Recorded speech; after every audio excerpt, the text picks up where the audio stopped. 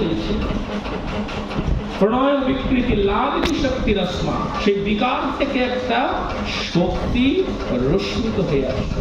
যেরকম সূর্য থেকে সূর্য রশ্মি, সূর্য রশ্মি আর সূর্য কি আলাদা? বলে না।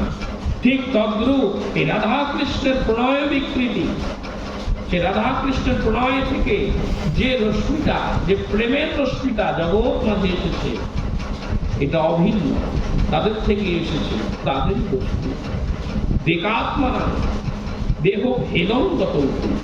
বৃন্দাবনে ভগবান শ্রীকৃষ্ণ দেহটাকে ভেদ করেছিলেন, এক থেকে দুই হয়েছিলেন। পূর্বেও তিনি অদ্বৈত পূর্ণ ব্রহ্ম, আবার কলিযুগেও দেখেন অদ্বৈত পূর্ণ ব্রহ্ম, একই স্বরূপ।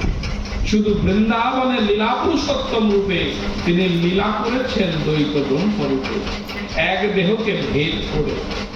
সেই ভাব আজকে অভিন্ন কলেবরে বহু সুন্দর সেই ব্রজপ্রেমকে জগৎ মাঝে বিতরণ করেছিলেন, লুপ্ত তীর্থকে আজকে উদ্ধার করেছিলেন।